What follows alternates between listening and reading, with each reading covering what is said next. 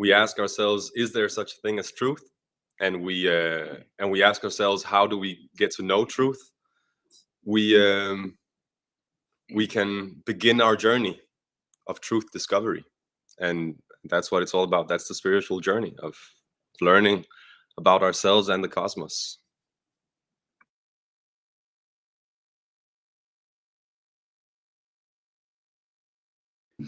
Yeah, right. There is a kind of sorry. Sorry, go for it.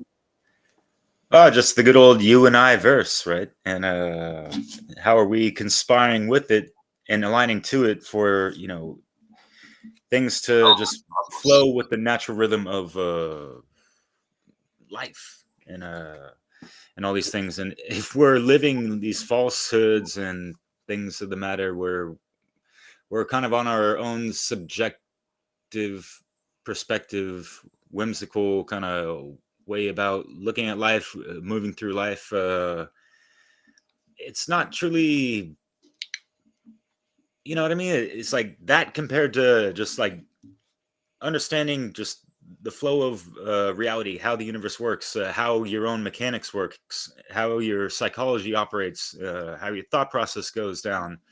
Things are subjective and unique to certain people, but you know, there we can observe things objectively, and that's kind of like the main point of being able to understand that you are your own unique person and vessel, individual, and you have your own eyes. No one else has that but your own, and same with, you know, with other people, right? But we all have the capability with our, you know, cerebral brain functions to view things outside of just our own perspective. We can see it through other people's perspectives, and also just like the objective perspective. And it's not always as easy as it seems, because people seem to view reality through whatever colored glasses or lenses or filters, but also there's the bias and ego attachments to things as well, and so it's it can be quite a conundrum of consciousness. But yeah, the main thing is to make sure that we understand just like right from wrong and the objective reality of things, so that way we understand more of the objective morality in how to behave and treat ourselves and other people, and understanding the whole cause and effects, karmic values to things, and our actions and the words we speak and the interactions that we have. It all matters, you know. It's the solipsistic ideas and the hedonistic and the nihilistic, and the, even like mixed in with, you know, the modernity and all this stuff now. It's it's leading people down the wrong path, you know, and it sucks that people are kind of going through like the motions of life and just kind of conditioned to like a mini-me type of satanic mind state, at least from a couple of the tenets regarding you know, like just, you know, service to self above anything else and all that stuff, even if it, you know, causes you to, you know, harm other people and do immoral things, right? So yeah, anyways, Nemo, I'm gonna pass it off to you. Sorry, we might have stuttered a little bit. That's on me for the Europa Natural Law YouTube channel. I might not have had it on. We should be right now though. So yes, we are. Yeah. So I was just going to say to people on YouTube, sorry about that. There was a little glitch at the beginning, so we lost 3 or 4 minutes. But but we are here and we are talking about objective truth. And yeah, I think it's in, you know, this distinction, subjective and objective, is kind of important to acknowledge that, you know, subjective experience is not to be undervalued. It's not to be like looked down on. You know, it's like when we're talking about objective truth, there is a kind of balance, and there is a reality to the fact that we, to a degree, you know, there's the kind of the new age sort of mantra is that we create our own reality, and there is a way in which this is true, but it's not the complete picture, like so many of these kind of sort of dichotomies. You know, it's not really one or the other. There is, well, or it's both. You know, let's say, you know, there is an objective reality, and there is also a subjective reality. This is how I see it, and so it's important not to kind of dismiss either. And obviously, you mentioned Derek. You mentioned the ego, and the ego is obviously very much attached to subjective reality. It tends to attach to subjective reality, I'd say, and so we learn. So we tend to sort of protect what we perceive as reality, the subjective version, and we identify it as ourself, you know, with the self. And so that comes down to kind of, you know, a lot of ideological baggage that people are carrying around, you know, whatever it is, whether it's, you know, a religious, you know, mindset, or a political mindset. These kind of ways of seeing the world, and we associate that with, sorry about that noise, we associate that with our ego, and so it has to be true in order for our ego, for us to feel secure in ourself, kind of thing. So there's this kind of like false sense of security in what's actually a subjective, you know, reality. But there is a sort of interesting kind of fundamental thing about reality, about objective reality, which is that, you know, I touched on it at the beginning, is that there's two sort of ideas. One is the fact of objective reality, and then there's the other is what objective reality actually is. And so the first of those, like the fact of objective reality, it can be argued that requires a leap of faith to actually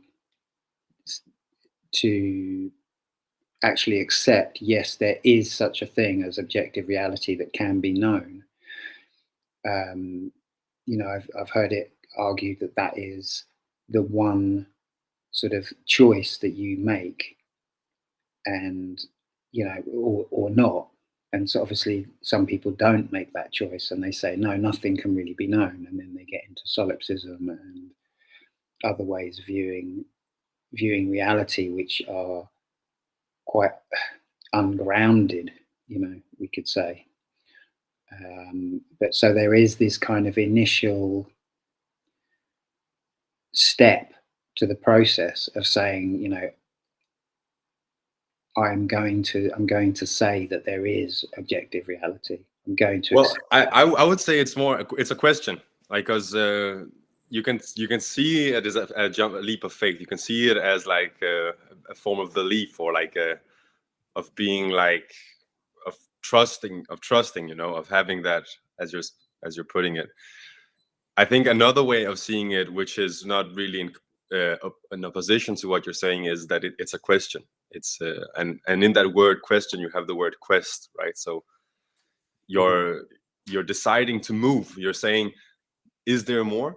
Like, is there more to what I'm familiar with the narrative that I currently am telling myself? And yeah, there is a faith in a way. If you're asking that question, then you are kind of saying, maybe there is something more to what I know, right? Or to what I believe. So yeah, there is that leap, that trusting, or saying implicitly, there is more. I believe there is more, and that is, you could say, a belief. But in reality, it's just a healthy it's just a healthy mindset. Can I ask you to share some slides for me, Derek? I got some images that I feel are cool to share about this. I don't know if they're coming up. Yeah, exactly. I think this image here is funny because I think in that process of exploring, is there more to reality than what I am familiar with? One is pulling off a veil, one is pulling off a layer, and is you know, trying to perceive. What that word means is one is trying to look through, right? And look through not only the lens that what is one's current perception, but also one is considering something else. And I think for me, that initial leap of faith, that initial belief in something that is out there, is more consideration, is considering what else is possible. So it's having an active imagination, right? And yeah, I think I want to go back to I always want to start with definitions. I think definitions are a great way to start off a conversation. And I'm so glad, first of all, that we're having this conversation, because I think it's a great topic to ask ourselves, what is truth, and how can we come to know it? And the first words I'd like to define is reality. What does it mean that something is real? What is reality? And the definition that I'm satisfied with is that reality is that which actually exists, that which is, if you will. And then the next question then is, what is truth? And then truth, I would say, is that which is an alignment with reality. So if reality is that which exists, that which actually is, and truth is that which is in alignment with what actually is, well, you can shorten that down and kind of say, well, then truth is what is. Truth is that which is. They're synonymous. But you would maybe differentiate. Let's say that for example, right now it's dark outside here where I'm at. Well, the reality is that these are the conditions, right? And me describing reality as being in these conditions, that it's dark, is true, but it's not true because I said it. I said it because that's, or like, I'm trying to describe reality by speaking truth. I think that's the way I go about it. And then, yeah, perception. We want to definitely differentiate between perception and reality. Perception, again, comes from per, which means through, and then ception, which I think, like, if you look at the root of it, I'm not sure, but I think it has something to do with receive. So it's something like that you're yeah. Anyway, I can go a bit too much into the words. Yeah, I'm thinking of inception, and there's also deception and stuff. So yeah, we're receiving some wrong truthful exactly. stuff. It's so fun to to find out what the roots of the words are. And yeah, what are some attributes of truth and reality, which are not attributes of perception per se? Well, some of those attributes are objectivity, and objectivity means that it's not based on perception, but that it's independent of perception, right? So if something is objective, it's independent of perception. And something that is very synonymous with that, but still a bit different, is whether or not something is absolute. Absolute means that it's independent of other circumstances. So if it's absolute, well, then it's also objective, because absolute means that it's independent of other circumstances. And my perception is one circumstance, but the truth or reality is not dependent upon that circumstance, which is my perception, the way I see reality, the way I look through these eyes and my belief systems. So let's distinguish that the attribute of being absolute and objective from the attributes of being subjective or relative. What does it mean that something is subjective? Well, it's kind of like in the word, right? If it's objective, it has something to do with the object, itself, and if it's subjective, it has something to do with the subject, which is like a being like me. I'm a subject in the sense that I can do things, I can go out and act, and one of the things I can do is I can perceive things. So if it's subjective, I would I'm not sure, but I would imagine that it means that it's pertaining, or like it's related to my opinion, or my you know, my opinion, something that's related to my. It actually means to understand. To seize or to understand. To seize. Yeah. My mother is sharing the definition of perception, and that other part of the word that we were kind of seeing is also in the words inception and deception. It means to seize. So again, it's something to, like, you're kind of grabbing it, right? And then, yeah, relative. What does it mean that something is relative? We hear that a lot about reality. People say certain aspects of reality, or even sometimes all aspects of reality, are relative. What does it mean that something is relative? Well, it means that it's influenced by circumstances. So if absolute meant that it's independent of other circumstances, well, then we can see how that corresponds to the relative, where circumstances actually influence something. So what we want to be relative is our perception.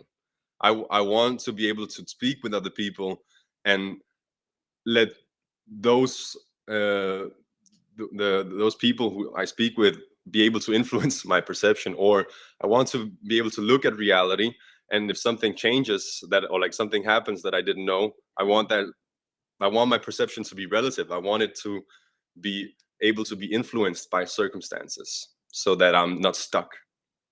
That's kind of what can happen, right? Is we feel like we've looked through the veil of reality. We've seen all there is to see, and we kind of become fanatic. Now we know, like now there's no more questions to be asked, and of course that is a caricature, but the truth in it is that we want to keep moving.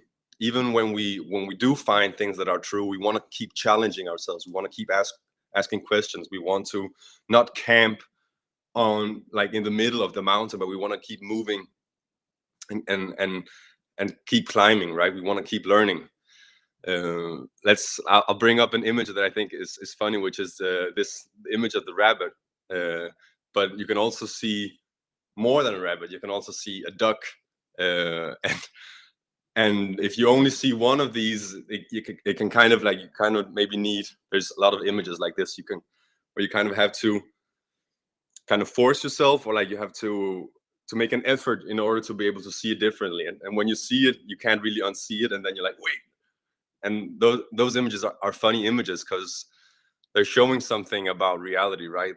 That our way of looking at things isn't always the only way of looking at them, and there's so much more depth to reality than just the way we're seeing things. We want to keep pushing how we see things. And yeah, that's a bit my rant. A little meme I want to share with the duck here is these two armies here.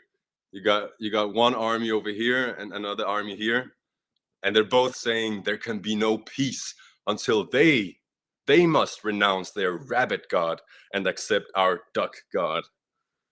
And the joke is that you know, they're both like they're both really like maybe not that different, or yeah, I don't have to explain it. You get what I'm saying. I think it's a funny image to show that the matter, like our perception can sometimes be we can be a bit too solid in them, and we want to be flexible. We want to be relative in our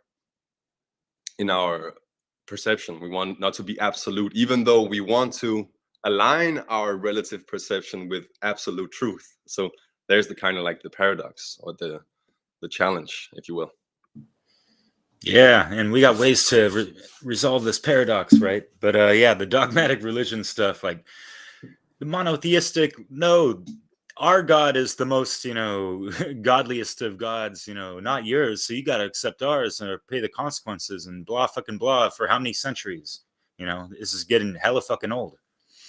And we can look at these things objectively and come to the same conclusions. And people want to cry on their milk about it and defend religion and deny the crimes of it. It's, you're not looking at things objectively, and no one's really denying your subjective truths about it, because there have been people that have been helped and sheltered by the church and this and that, and people have corrected, you know, some of their bad ways and shitty behaviors through religion and all that stuff. Most people bashing religion or whatever aren't necessarily denying that, but you know, the crimes against humanity outweigh a fuck ton of, you know, some of these things sometimes, you know, like, objectively speaking, just, you know, look at these things. But yeah, Oscar, shit, let me pull up the not the best on the video production today, guys, sorry. But we got to keep it moving, right? Just how reality always keeps moving. Cool, yeah, that'd be great to see other folks. Thanks, Nemo, for the message. We might have Tommy and Jasper coming through later on. Oh, here he is. Hell yeah. What's up, Hey, Tommy? you hear me? Yeah. How you doing? All right? Yeah, still out in Scotland? Live from Scotland, mate. Look at my hair, man. Yeah, if you want to get settled in, do your thing, or if you want to interrupt. No, I wasn't going to come on, but the conversation's been pretty good. Here we go. And it was making me think a few things, especially when Oscar there was speaking. The thing that was coming to my mind was, with regards to objective truth, is the term truth seekers. So we're kind of in the truth movement, we like to say, don't we? So that would make us truth seekers. So that kind of implies that there's a truth out there. I'm talking generally here, not but on one specific topic. And it has to be, you have to go out your way to find it. You have to have a drive, a want, a desire. I know I've got that to discover truth with regards to what's going on in the world, how the world works, how we work, how those two things come together, and that becomes a journey. But the underpinning thing that I'm saying here is you've kind of got to know that there is objective truth, and a thing sprung to my mind when I was thinking that way. And it's in line with the truth-seeking idea. And I was actually watching something online that's nothing to do with this. It was, I like to go on and watch people debate on Speaker's Corner. Right, it gets awfully religious on Speaker's Corner, right? But you get some quite invigorating debates, and it's kind of like entertainment in a way. And a guy said something. People know what that is, because it's quite a unique English. Yeah, well, Speaker's Corner is it's in London in Hyde Park, Speaker's Corner, and it's been designated a free speech zone, which, but the implication of that is everywhere else there's no free speech, you know. So it's like, you know, make of that what you will, you know. And people like believe that that's okay, where the truth is that's not okay, you know. But nevertheless, that it does exist, and people go down there and they have those debates and stuff. And a guy said something, and it links to me talking about being a truth seeker and having that sort of conviction that there is objective truth out there. And he was talking to somebody who was coming from a very subjective point of view. And he asked the guy a question, and the question was, before humans discovered Mount Everest, what was the highest mountain in the world? Which is a trick question, right? And the guy they asked the question was going, oh, I don't know, Kilimanjaro, K2, and he kept on rhyming off all these other mountains, and he just couldn't see what the guy was trying to tell him. And obviously the guy was trying to tell him, said, it doesn't matter that Mount Everest hasn't been discovered yet. It was still the highest mountain in the world, right? So therein lies the analogy is there is objective truth. But we don't come into this world knowing. We're not all knowing. We have to seek it. You know, and that's where I was bringing up the truth seeker thing. I think Oscar was kind of moving his discussion in that direction. Am I right, Oscar? You were kind of alluding to that a little bit, which made me want to jump on. Yeah, most definitely. Yeah, please continue. Yeah, so the thing is as well, like, there's a lot of subjects where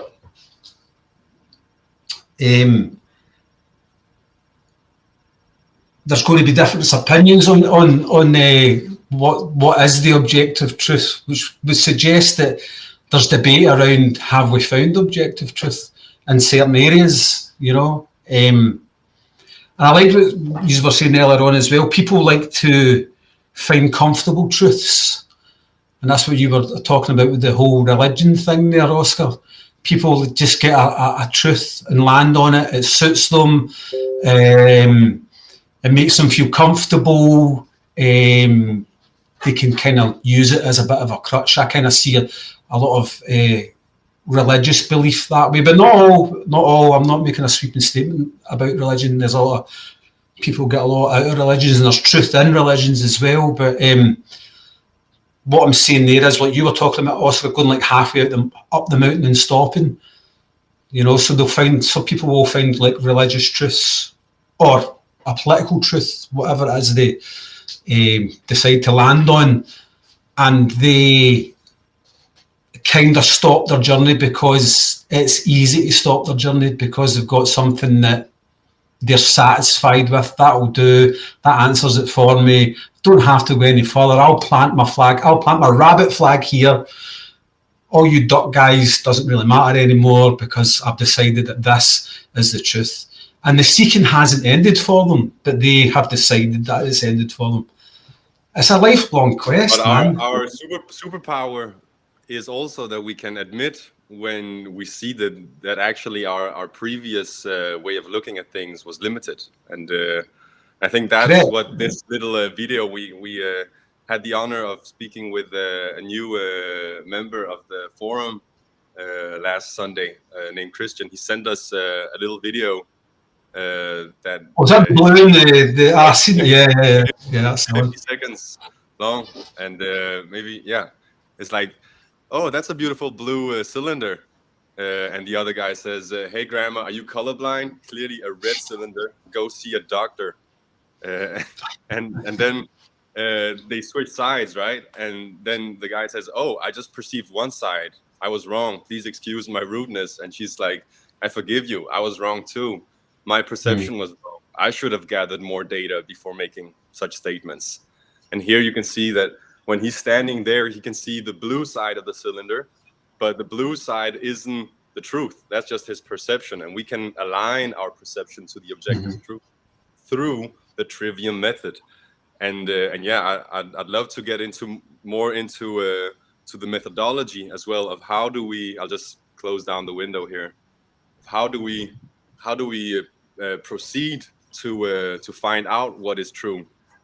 Of course, first we need to, in our own minds, not fall for the trap of believing there is no such thing, right? We want to, how can you say, like, we want to realize that there is more than just my perception, and that realization is the overcoming of the ideology of solipsism. I don't know if anyone wants to speak to that. I think there's also this meme here about it here.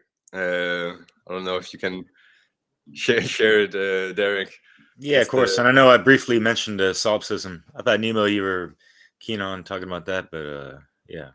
Yeah, I think like, it's a good thing for people to know about that. This is something that has a name. There's a name for the belief that we all have, like that our perception is truth, that we all have our legitimate perception, and there is no singular reality that we should all strive to approach or move closer to with our perception.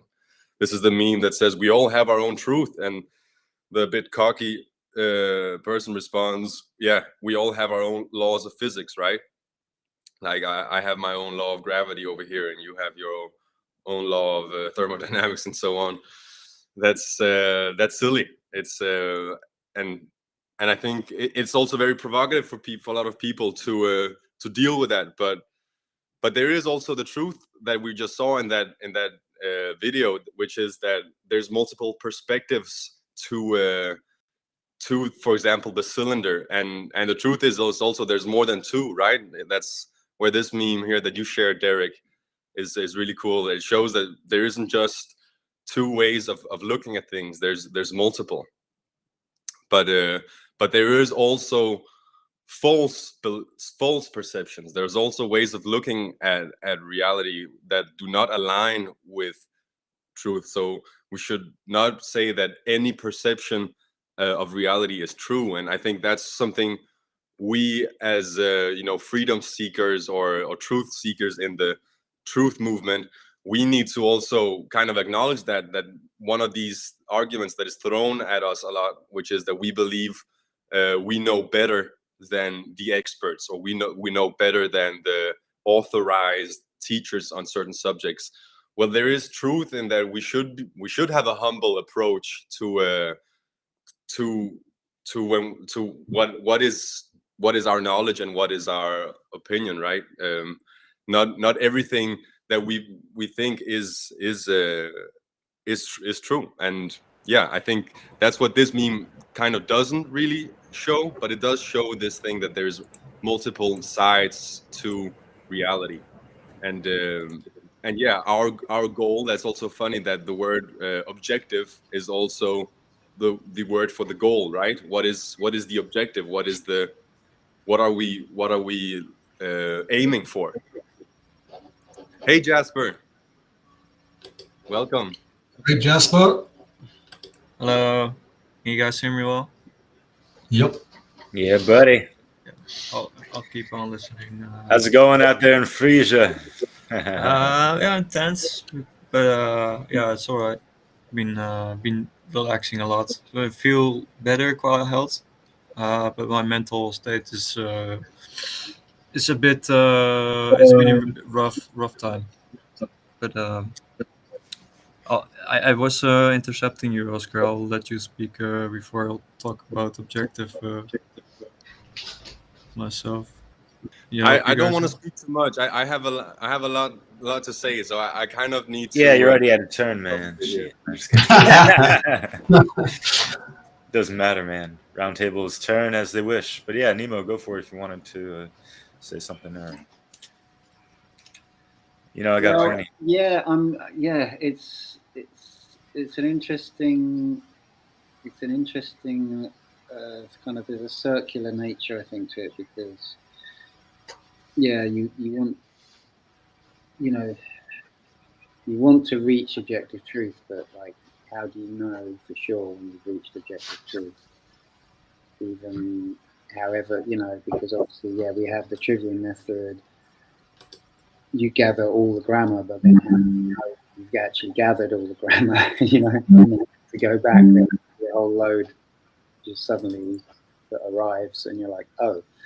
So it is interesting, and I think part of the experience that we've been through, probably to get to where we are, is this questioning of what we thought was true. And there's that great definition of enlightenment, is the discarding of everything that we thought was true. I think someone's getting a bit of feedback from someone. If maybe mute if you're not speaking.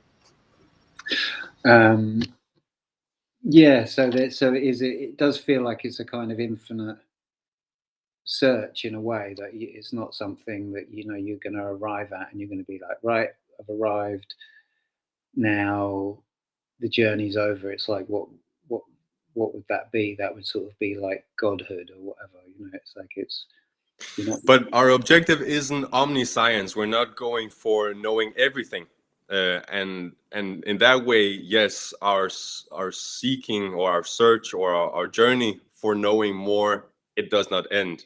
We will always have more to learn, but there is such a thing as having learned the basics of something and knowing that, and there is such thing as reaching, like as going through a threshold, right? There is, you can have knowledge of self, of psychology, you can have knowledge of how reality operates, without that meaning that you know everything about those two things, about the self and about the universe. You can have some basic knowledge, and that is a goal we want to strive for. We don't want to say, well, we can't know everything, so what's the point, right? I'm kind of course. I think it's more about having a shared understanding. That's what's really important for us as people, because for example, let's take a sort of fundamental, like a given that most people can agree on as an objective reality, like time. It's kind of like, it seems to have this kind of reality to it, but it's like when you really start to think about what time is and what the sort of laws of time really are, it can start to feel quite odd, like, well, why, is time really constant, like everywhere in the universe? Is that, these kind of questions. It's like, if we have to reach some kind of an understanding that is really functional. It's so that we can work together. That's really the importance of and I think when we're trying to explore these, and there's no such thing as a dumb question. All questions are great, but when we're exploring the fact which postmodernism really outlined very well, is that our perceptions, or like our ways of doing science, is really influenced a lot by the culture we grew up in. So, for example, back to time, our perception of time, our way of measuring time, and like, yeah, following the rhythms of nature and so on, they're very much conditioned by our culture, right? So what we want to be careful not to do is say, because we don't want to make the mistake of believing that because our perception is conditioned by our culture, then the reality that we are perceiving is conditioned by our culture. So another way of saying that is, we don't want to believe that the truth is relative just because our perception is. And that's where I can only say hallelujah or agree to what you're saying, Nemo, about there are some basic things that we want to arrive at a shared understanding of. Maybe it's okay that we have different ways of following the rhythms of life, for example, with time. But when it comes to things such as morality, then we don't want to be relative in our understanding. We want to have an absolute understanding of morality. Right.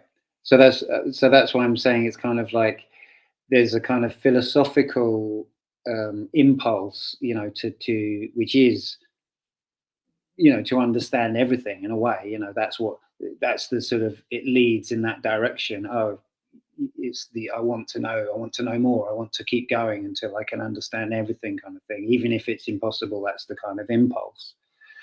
But when we're talking about objective truth, and our understanding of it, it's really more of a functional sort of purpose that's serving. It's like, well, if we can all agree on a certain amount, then we can move forward. We have a basis of understanding. We have a foundation of working together, you know, that's going to be cohesive and that's going to last.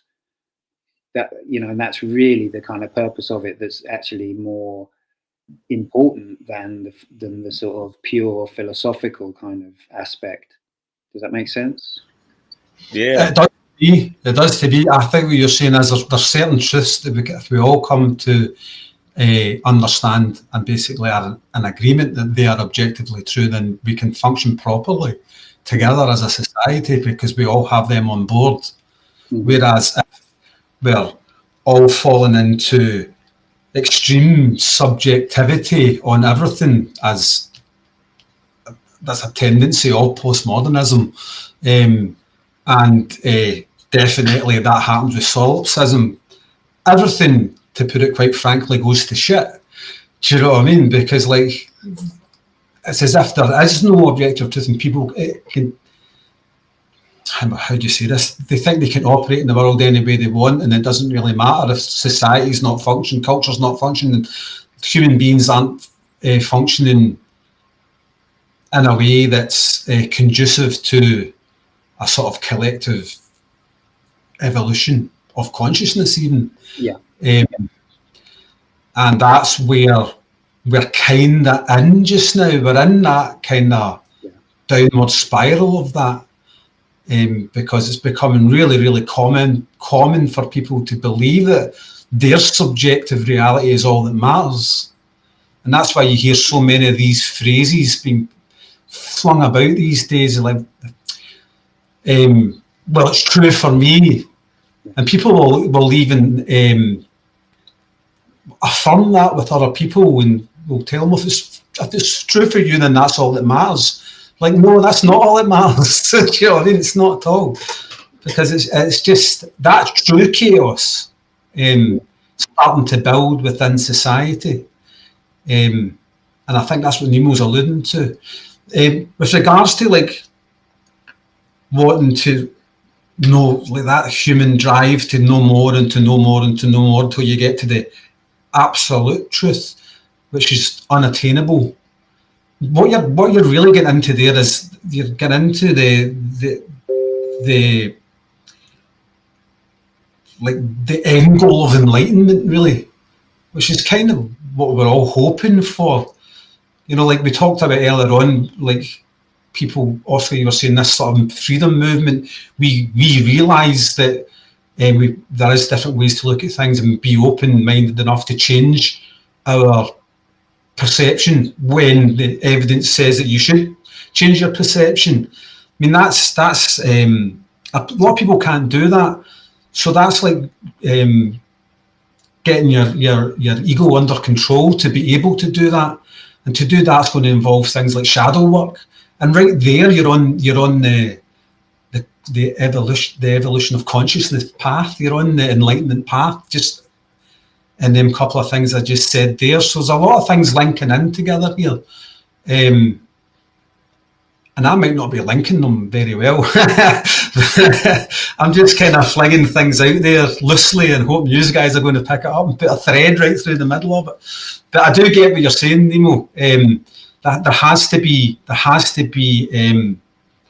a consensus of some sort, or you are in the realm of things just going into complete mayhem and chaos.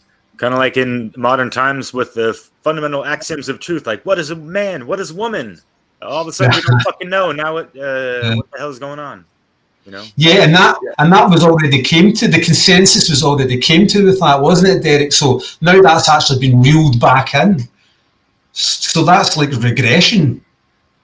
Well, I mean, the whole argument is that it's oppressive, that describing reality as being like describing reality in a way where one says this way of describing reality is the true way, that is seen as oppressive, as being well, like it could be, you could say that it's coming from a place of fear, that you're not open to reality if you're describing reality in a way where you're saying that way of describing reality is the true way. That's how it's being put forth, right? And of course, yeah, science doesn't really work that way. Science is all about having the means to describe reality in a correct way, or maybe it's not all about that, but that is, it's a big part of science, is being able to also communicate to others what is true, and that is where we find examples. Maybe you can bring up my meme, Derek. We can find Make it quick, people man. who are like they get really triggered when you show them that their way of describing reality is not consistent. The most clear example of that is saying it's true that there isn't such a thing as truth. It's never said like that. It's always said there is no such thing as truth, and people don't even notice that they're making a claim of truth. And when you point that out, they're like they're like, oh, why are you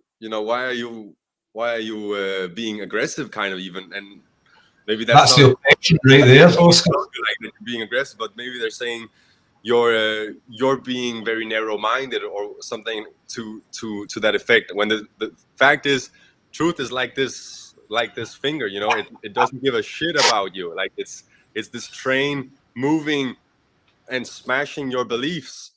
And what we really want to understand is that when people present facts and evidence, they're not smashing you, and they are not claiming to be the truth. They're just presenting something that they have come to understand. And because we are all intelligent beings, we can all arrive at that discovery. It's not about who discovered it first. I don't know, maybe it was Vuk. Yeah, I think it was Vuk last Sunday. He brought up the metaphor of I don't know how it's called, like stafette, like where people run with a stick and then they give the stick to the next person. It's like an Olympic game. And how relay race. Well, I know it was not that metaphor. It was the metaphor of a marathon. That was the metaphor, that we're all going, like we're all aiming for the same goal, and it's not really about who comes first necessarily, right? It's about reaching that goal of aligning ourselves to truth. And when it comes to understanding that is not a goal that one just attains and then that's it, and then one now holds the truth. That's not how it works. I completely agree. That's not what it is. It's a constant maintenance, right? We're maintaining our, you could say, like, if you want to use hippie terms, we're maintaining our high frequency, high vibration, by, like, if you see your perception as a wave, well, then the higher the frequency, the more it's aligning with truth. And that's what we're going for. We're not going for the mind of God and knowing everything. We're going for being as close to the truth as possible, so that we can groove with it, so that we can work with it. And that's, I think, what aligning to natural law is all about, is being so in tune with how things really work and how our own psychology operates, that we're becoming magicians. I don't know if you still got the tarot cards in front of you, Derek, but in that card there's the individual who is having an arm above and below, so he's being like that that bridge, if you will, of the different, like the big universe, and also the individual, the psychology of the self, right? And he's got all the elements arrayed in front of him, or her, if it's the other gender, of course. And yeah, people can identify with how they like. This isn't really about saying that you have to perceive reality this way. It's about saying, how am I perceiving reality, and can I keep moving? Can I move forward in my understanding? And I think this graph here is a perfect example of it, right? It's kind of like the iceberg, where you have the huge unknown, which is, in this graph, it's green, that you don't know. It's what you don't know, you don't know. It's what I don't know, I don't know. It's everything that I have never explored or given thought to. But there's also what I know that I don't know, right?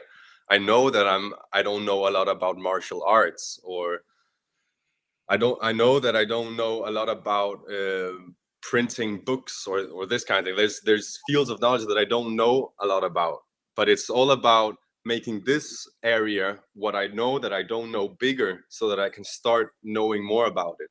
So yeah, I think this is a cool graph about, there's what we know, and then there's what we know, what we don't know that we know. Well, okay, this one is a bit silly. It's like when someone is explaining something to you and then you're going like, ah, okay, yeah, I never thought that was the name for it, right? I don't know what that an example of that could be. Hey, Oscar, I'm gonna cut in, I think, because I'm just realizing Jasper's not spoken, so it is all right for me to cut in across that. Yeah. Of course. Go ahead. Jasper, do you want to? Sure, I could just say a few things, because for me, I come from like the angle of like John Vervaeke. I mentioned also in the comments, he speaks about like transactive instead of objective. And another issue is as well as the objective often has people have like biases by which they are not able to see things as they really are, because they like some of you also mentioned with like the truth and like sticking to it because it's comfortable. I think Tommy said that, but that is a bias, and this biases is often like we all have biases. That's something to be aware of, that that not everything is as clear as we like to see it as. So that's I think also truth requires humility, therefore, a lot as well. But I don't have that much to say, because I did think about like a saying that there is in Frisian. That's like Frisians don't really say everything they know, but they know everything they say.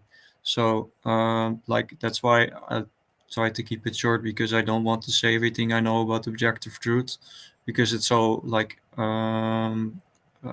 it's a lot that there is in the world. You cannot name it all out. So instead, what I've said this far, I know by my heart that it's true. But it's not the. I'm not saying it's the truth. That's like it's not. That's something that's also another issue, is the imposement of truth, saying that I recognize this as the truth, but I'm not saying it for somebody else. I'm saying it for myself. I cannot. I can only verify my own perspective, or the way that I see the world. So another thing is also that's like another type of philosophy. It's called perspectivism, which means that everybody has some level of truth. Nobody, like myself included, I don't have the full picture. I see a certain part of it, and I can share that, and that's what I can offer. But I'm not saying this is the entire truth. So I don't believe there can be any person, any guru, or any someone that says like I know it all and this is the entire truth. But I think that you can have a larger view on the greater whole, but it's never a complete picture, because you always have these biases or like limitations of your mind to see the truth as it really is, because it's so much more bigger than what fits into our brains. That's my take on it. Thanks. Right on. I was just going to say something. Sorry, my pen around. I was going to say something about about belief, and the thing that really it's spiritual. You know, this question about this, like, there's sort of facts, and facts don't care about your feelings, that kind of thing. That and this readiness, or it's a kind of spiritual. It's like it's more of the heart, like what you really want to understand, or what your goal is, what your aim is in, let's say, in a conversation. Are you wanting to understand the truth get nearer to the truth, or are you wanting to protect your beliefs and your ego that you've built up? And this is, sadly, this is the world that we're in. I mean, we've alluded to this. You know, it's like, this is what ideology is really. I think, you know, I'd say that all ideology really is a kind of an armor, you know, of belief. It's like, well, I don't need to think, I don't need to like pursue truth, because I have this impenetrable kind of thing, outfit, you know, that protects me, and I can just, and anything that comes in is just going to be waved away because I have belief, you know.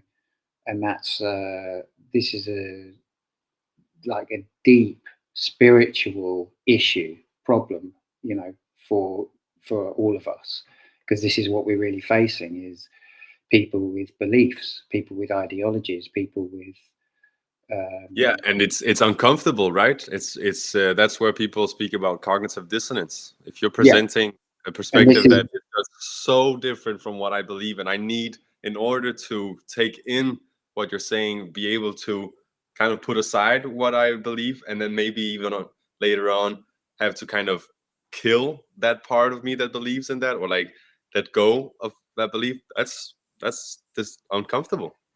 Yeah. It's incredibly uncomfortable, and you know, we've all probably, I think, experienced this, where you challenge something with, you know, a simple fact or whatever, you know, and then the conversation has ended. You know, the person has just gone because it was that uncomfortable that they weren't able. You thought you were having a conversation with someone. You know, I've experienced this a lot of times online, for example, you know, where you think you're having a conversation. It seems that you're having a rational conversation. And then when your conversation gets too rational and it really is like smashing into the beliefs of the other person, you know, and you're being polite, it's not like you're hammering at them, but it's just like, well, here's the actual rational argument, and I'm honing it to get the point across, and then the person's gone. They've just gone, because that's easy to do online, you know, or even in real life, people will say, I can't talk to you anymore, you know, and they've just gone because they can't. Yeah. Sorry, I told you a few weeks ago, my neighbour walked out on me. Right.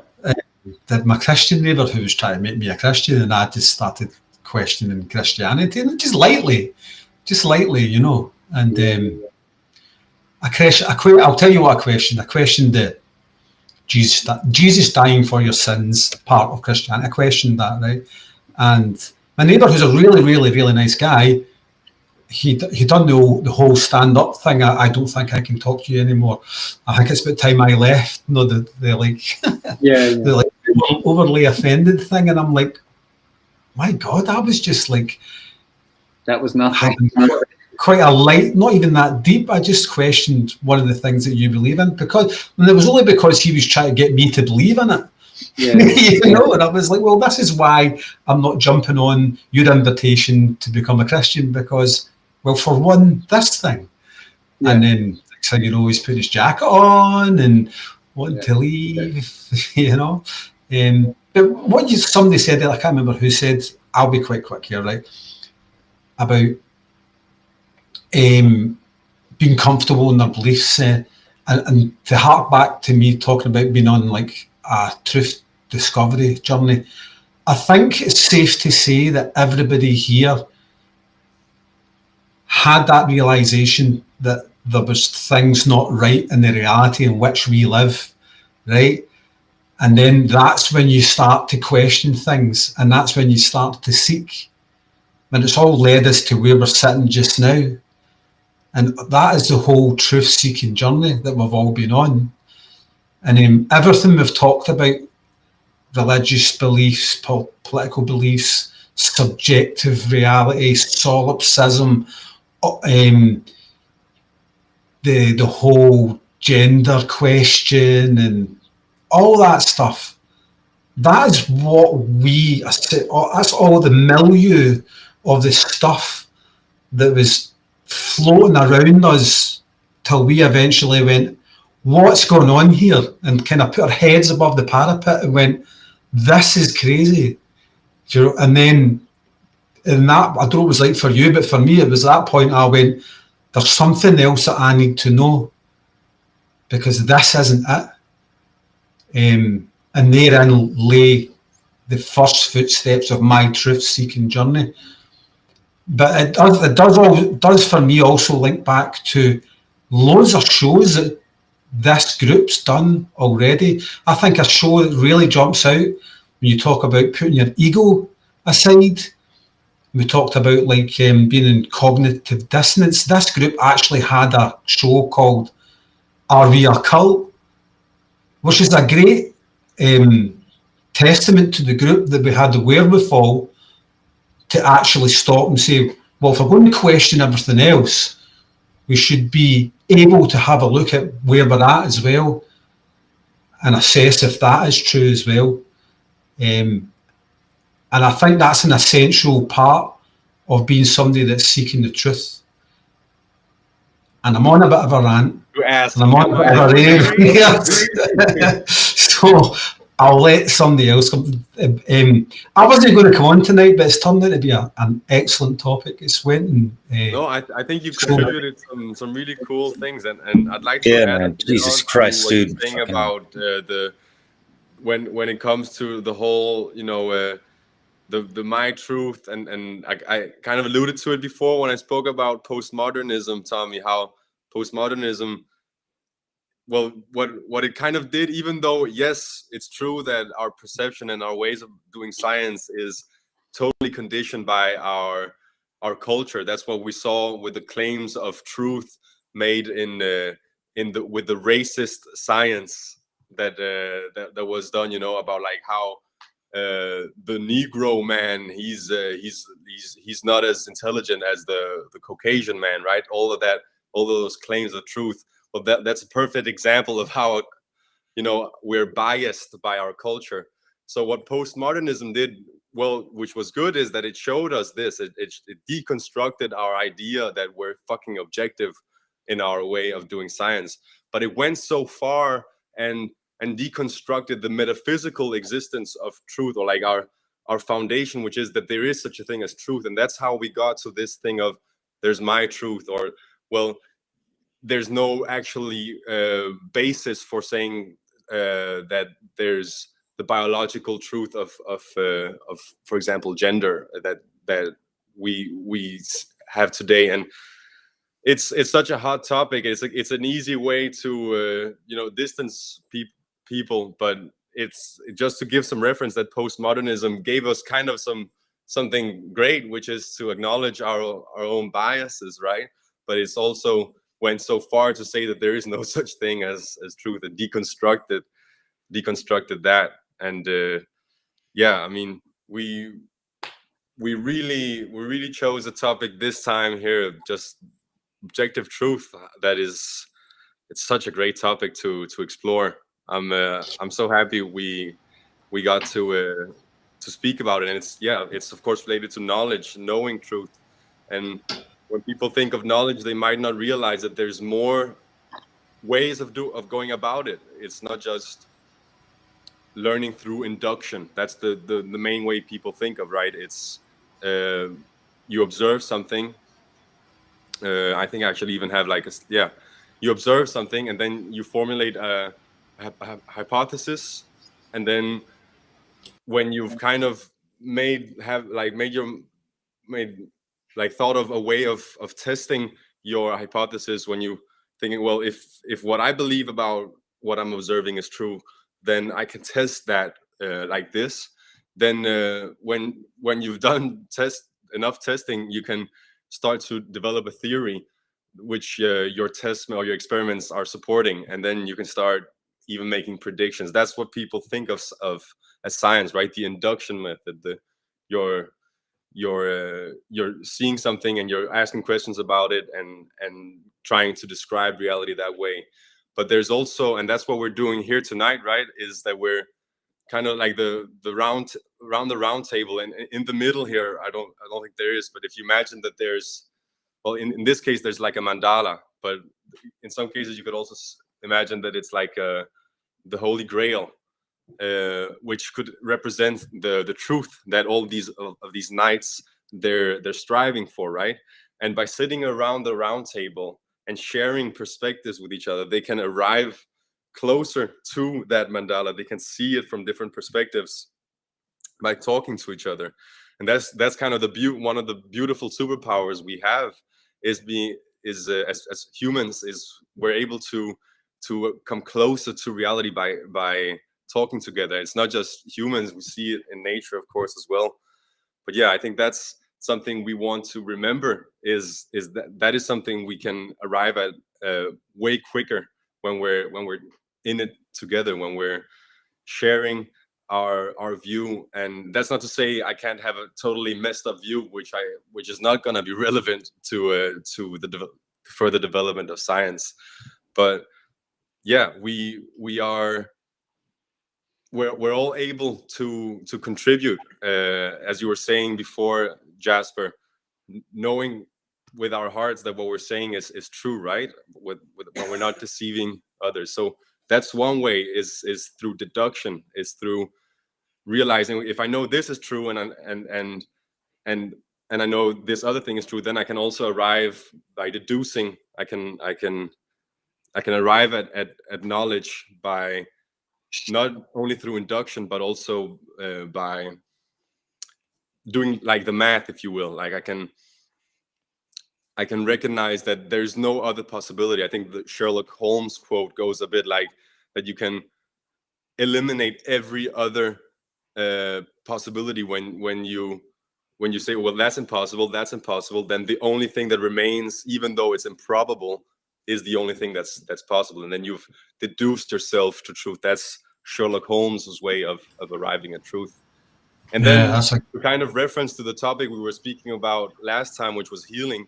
With enough healing, you can start trusting your own intuition some more. So that's a third way of arriving at knowledge, of arriving at truth, is through trusting our own selves and the gut feelings we have. But yeah, that does require a significant amount of healing, because you can also believe something is your intuition when in fact it's not.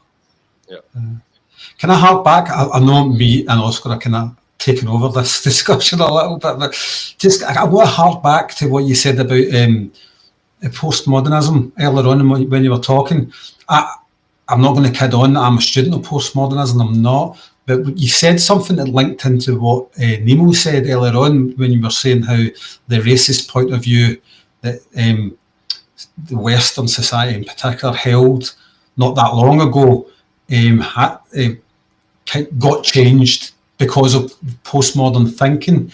That's kind of what Nemo was saying as well, because like that's something that everybody is, well, most people, enough people are on board with to make a positive forward movement, and as a species, an upward trajectory move, and that's due. So yeah, postmodernism has got the positive side to it. I just wanted to point that out, and it made me think of something that Jordan Peterson actually said when he was criticising postmodernism, and he said it gets to a point where, yeah, anything can be true, anything can be interpreted as true, but it's got to be something that can be iterated over and over again and have positive results, you know.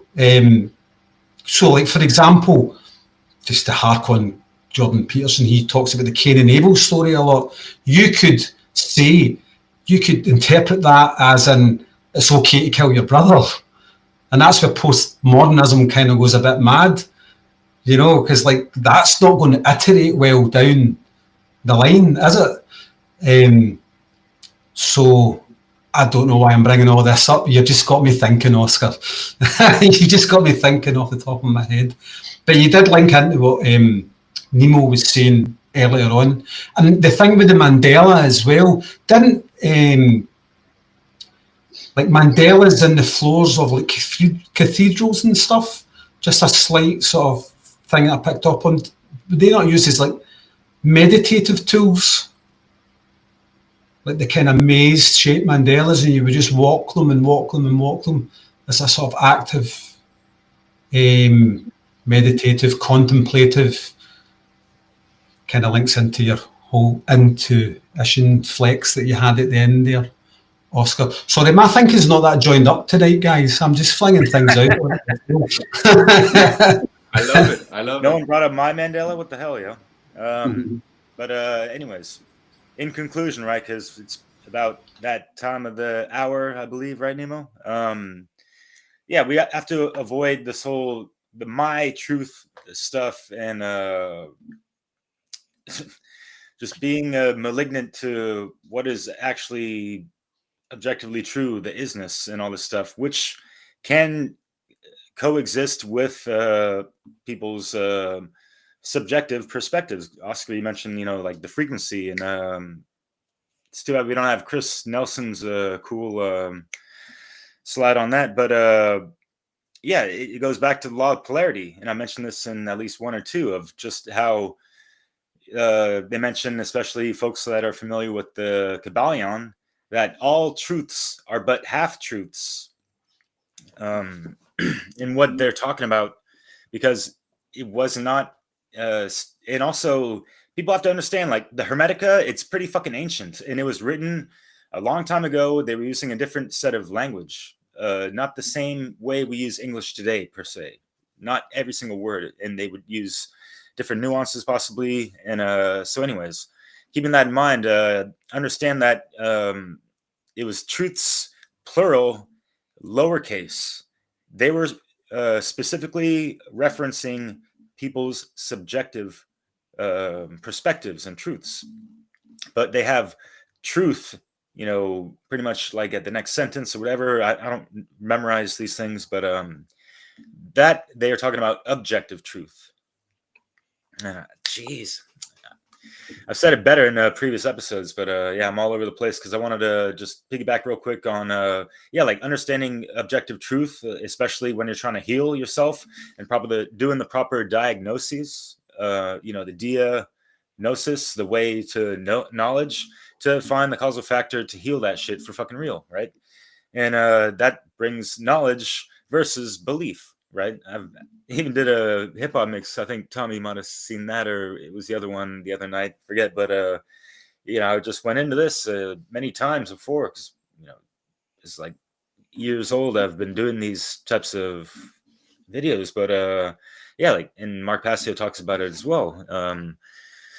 Belief can be seen as the enemy of knowledge, right? And we could see in context of this conversation, belief being the subjective truth and perspective versus like knowledge being the objective truth.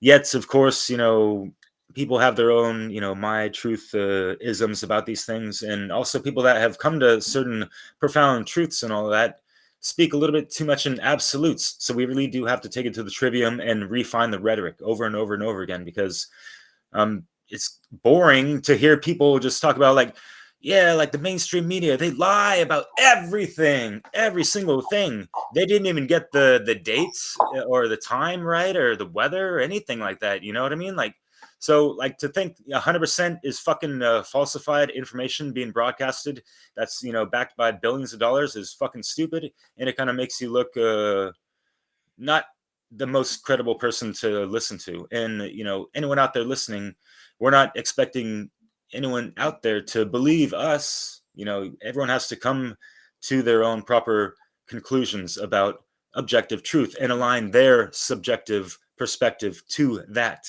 right? So yeah, I guess that's all I got. And avoid that emotional mind control, because that is coupled with this ego attachment that, you know, clings on to these falsities and what we think we thought was, you know, this absolute or objective truth and all this stuff, right? So yeah, our bias and egoisms can bleed into what we think is objective truth. So you really have to take the time and be the hermits to, you know, step back as far as you can outside of all influences around you in within yourself, to see things, you know, from that objective lens is best possible, you know. And hey, you might have to suspend your beliefs on these things and check that different perspective, right? So yeah, all those tower cards. But yeah, nobody escapes the law. And we might speak about truths and it might be objective. It doesn't mean that it's our truth. No one owns truth. It's just the isness, right? So make it part of your daily business, and make sure that others bear witness to your spiritual fitness. Thank you all. Cheers. Jasper, did you have any last thoughts? Yeah, well, what the cards is, there's like a god in Frisia, like back in the day, it was called Fawcetti, and it was god of justice. So that was something that sparked up. But now I don't have that much to say left. Only that, like, the what is truth is also, I believe it's changing over time. So I don't believe in a fixed truth. Like, it's a paradox, of course. It's a half truth, like Derek says, that it's not changing, but it's also not fixed. It's difficult to comprehend with the mind thereby.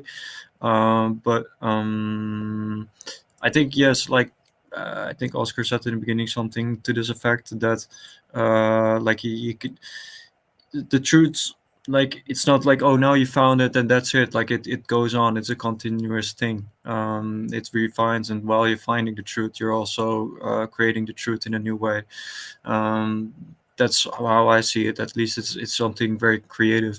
But yeah, I don't know what else I can say. I think I need to, like, ponder it more. But for myself, truth is more beyond what I can say. So I don't feel really like I have to say quite a lot about it, because it's quite obvious. Truth is, like, in Dutch, waarheid, and waarnemen means to, like, waarnemen means to see. So you're taking what is true, and taking that. So if I'm just looking at this laptop right now, or whatever it is, that's already truth. So I not necessarily need to put it into any box of, like, this is the way that I conceive as truth, but just the truth is, as Derek said as well, as it's what is. So maybe I think of a lot of what I will say you guys might already know. So I'll just keep it at this, for that's all right. Okay, well, thanks everyone, and yeah, I'm going to wrap it up there. I just want to put a note of skepticism about postmodernism. I'm not sure that I mean, maybe I don't know. It's not something I've studied a lot, but yeah, I'm not sure. I'm not sure. Like, the fact that some positive things might have happened alongside it, I wouldn't necessarily. Well, I mean, it's again with the half truths that Derek was saying, right? That there's some of it, but often we have to be able to distinguish. So, for example, with pragmatism, it's the idea that everything that is that works for us is true, right? And well, that also is dangerous. You wanna be careful with that. So yeah, with these different theories of knowledge, or these different views on, and it's super. That's why I love this topic. Let's make epistemology great again, if you will. You know, let's have these conversations and explore the different ways of going about how to find truth, but not get stuck on one way. Because if we get stuck in postmodernism, or if we get stuck in pragmatism, or in positivism, or skepticism, or these different ways of going about it, we might not be able to expand our mind to the fullest. Sorry for jumping in. I just want to say, yeah, it's not dangerous to look into postmodernism and what that kind of those theories are about. But it might be a bit tiring, but it might still be worth it we can get something out of it, and then move forward, right? Take what we can. I don't know. Yeah, I'll zip it. All right. Thank you all. If you're watching this, we've got 111 followers on YouTube. It's a nice number, but you might want to boost that up, and you might want to like this, comment, all of that kind of stuff. Maybe not. It's up to you. And we'll be back next week. I don't think we settled on a topic for next week, so that's that. There's plenty of stuff in the description, including a link to our Telegram channel where we have discussions going on during the week. And I think that's all I really need to say. So thanks everyone, and I'll see you next week on Europa Natural Law.